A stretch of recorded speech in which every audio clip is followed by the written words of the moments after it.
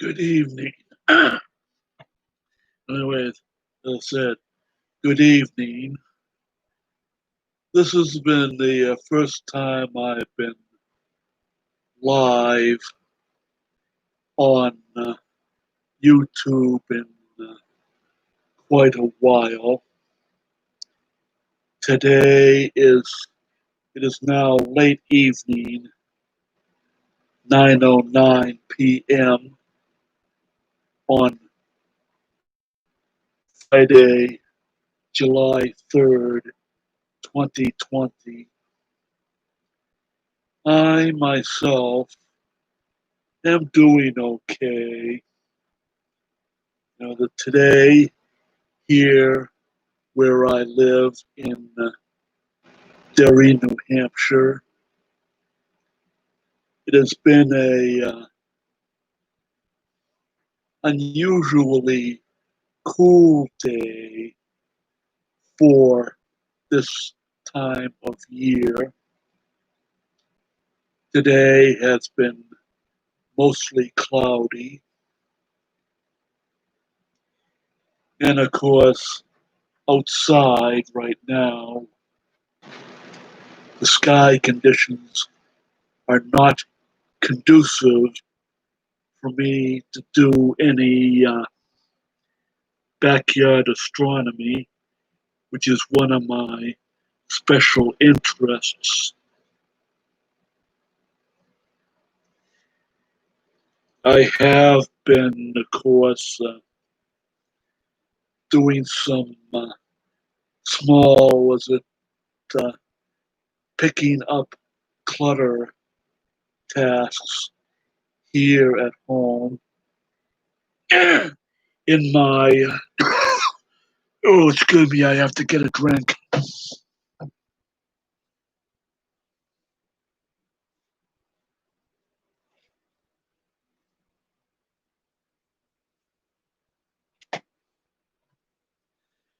Sorry, this is terrible. As I said, this is terrible. Uh, the humidity has been high. The air quality has been a little bit uh, not so great.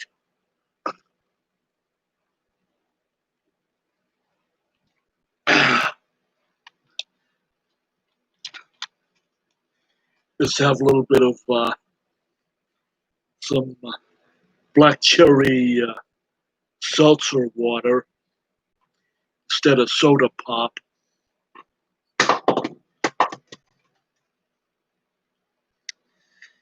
course, I have been busy lately.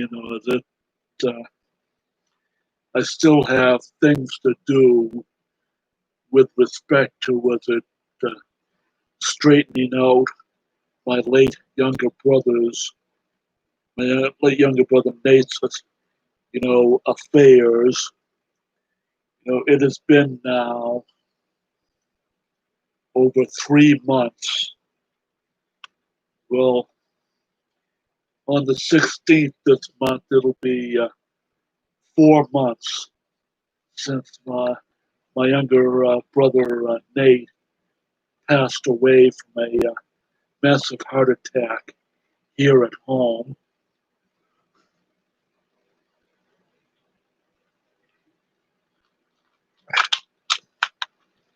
Of course, I am keeping up with the paying my bills, and I've got to throw another $300 to the town of Derry, New Hampshire, where I live, for the to pay my first the first half of this year's property tax. That I pay roughly about $1,900 a year. For the for property tax. So And it's and since I do not have access to my younger brother Nate's financial accounts, that I am stuck trying to pay off the the very high property tax here in Derry, New Hampshire, just on my mod meager was it the SSDI, the disability retirement income.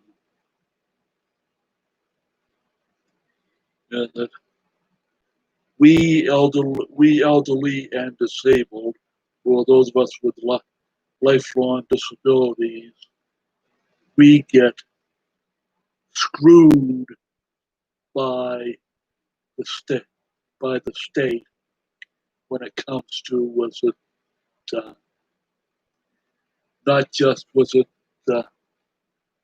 it was better was it taxes, but we also get screwed by the state here, especially here in New Hampshire, with even having access to social services. The only social services I get are just simply,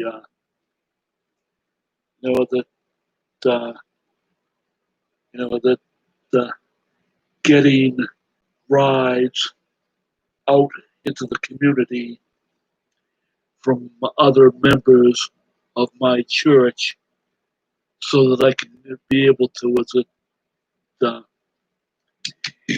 go to the bank, go to the post office, to take and mail bills, of course, whatever that whatever I need to do there.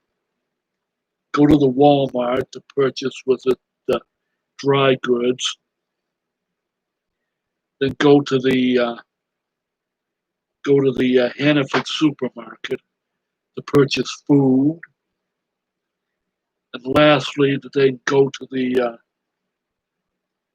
lastly go to the Rite Aid pharmacy at Schutt's Corner, which is a mile north of me on just go up to the center, north of the center lights, take a left, and go all the way down that way, to the next set of lights. That's Schutt's Corner. And there's the Rite Aid pharmacy there. And also there's a big Safeway, was it petrol station and convenience store. And there's a Dunkin' Donuts donut shop there. So if I want to get a donut, just one donut, once in a great while, I have to do a 2 mile walk just for one donut as a very occasional treat.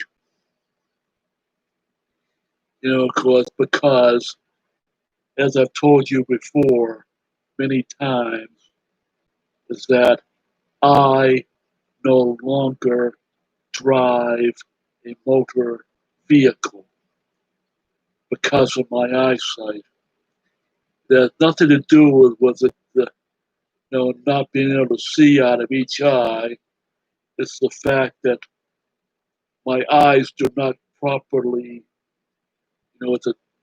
track to produce a proper stereo image to judge distances, with it in front of me when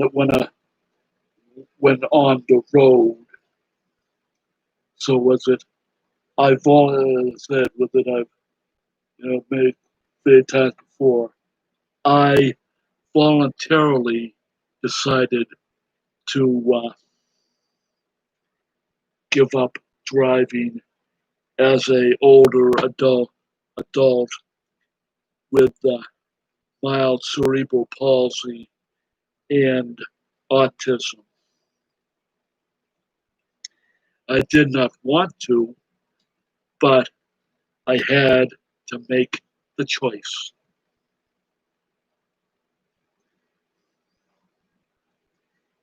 And of course, since was it my last video weblog, from a while back, I will note that in November this year, 2020, I am going to be on the ballot. I'm going to be on the ballot as a candidate for the office of New Hampshire State Representative. With it, my candidacy is mostly going to be a sort of placeholder placeholder position to take and you know fill up the slate of candidates on the Democratic ticket, Democratic Party ticket.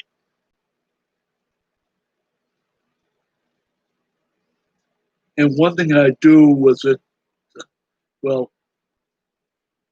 that I maybe was retired, but I am still very much active with performing things like disability, civil rights activism, and I end up in very important teleconferences online with other members of the disability community, to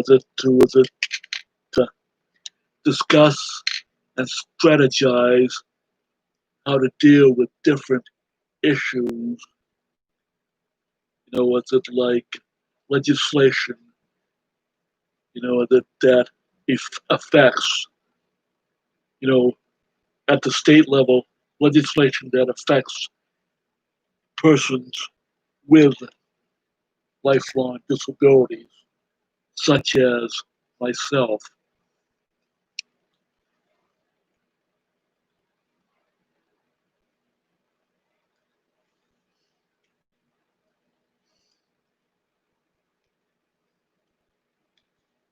And I will note today also was it that I do have a pair of pet guinea pigs. Both of them are males, Scurry and Scratch, and both of them are doing okay. That every so often I hear them squeaking or purring, or sometimes I see them uh, chasing each other around their cage. And of course, where I have their cage, it's right, was it at the right at the transition between the my living room area and my kitchen here in my modest mobile home. That way there was I can sit down here at my computer, and I can do things on my computer. I can still hear what is going on with the two of them. And of course, yesterday was a last scheduled, latest scheduled was it clean out, or should say mucking out of there was it cage. The next time there will be the cage will be cleaned out. Will be Monday morning, right after I get myself as usual, was it cleaned up and dressed for the day. I always take care of I always take care of their needs before I take to make sure that they are fed and have plenty of water before I go and have my own breakfast.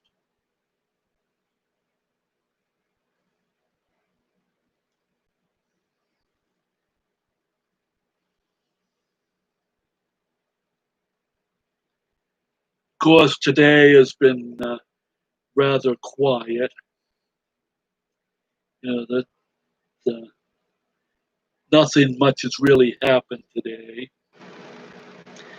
I have looked at the news online, and as usual, we have this, we still have the situation of a sitting president who was doing nothing but fanning the flames of racial hatred and division. And also, that he has been setting a poor example by not wearing personal protective equipment, you know, to with it keep himself and to then keep others from catching germs during this COVID 19 virus pandemic, which is getting worse in other parts of the country, exclusive of New Hampshire, where I live.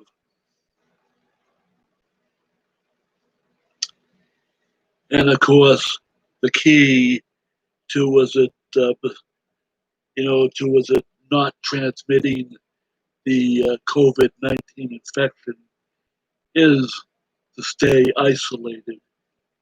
I know, that we have the situation where with it people do not like to with it uh, spend long periods of time alone or just with immediate family, and they want to just go out and do whatever they want. But during a pandemic, you cannot do whatever you darn well please because, with it, you would be at risk for contracting this virus, this easily transmission, airborne transmission virus, or you could, or if you may be infected but may not show any symptoms, that you could be a carrier slash transmitter of the virus. And so far, I myself have been well. I am trying to stay well as a 62-year-old with mild autism and cerebral palsy. Let me just point this infrared sensor at my head,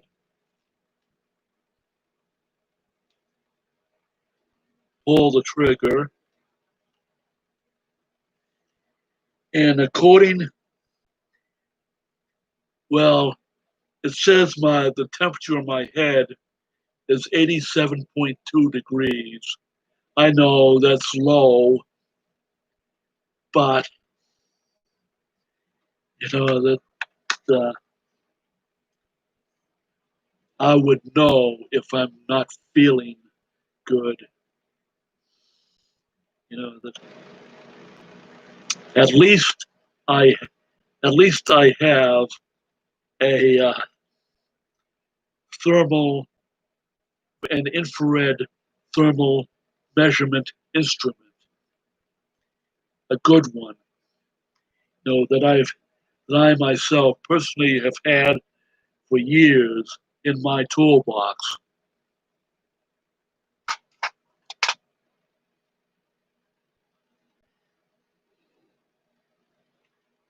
And of course, anyway, I hope all of you out there are doing okay.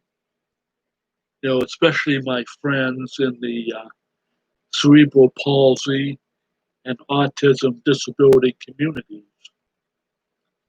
Because we are a vulnerable, the minority,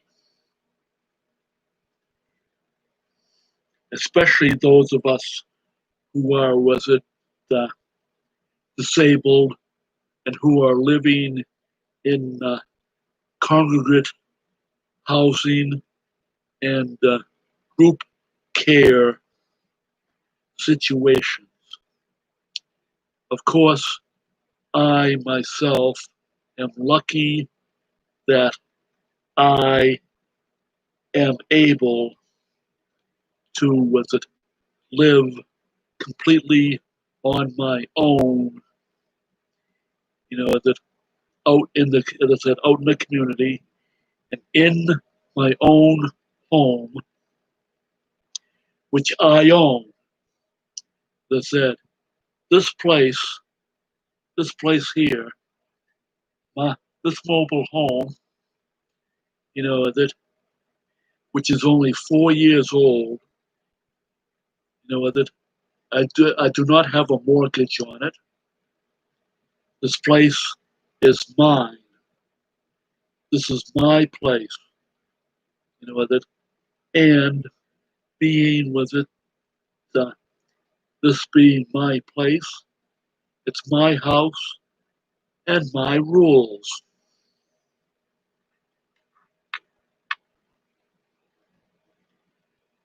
Well, anyways, I am gonna take and sign off and tell you that I have been doing, and again saying that I'm doing okay, and that yes, I'm looking forward to the 4th of July, even though it's going to be a rather subdued one because of the present COVID 19 virus pandemic. Good evening, friends, and live long and prosper.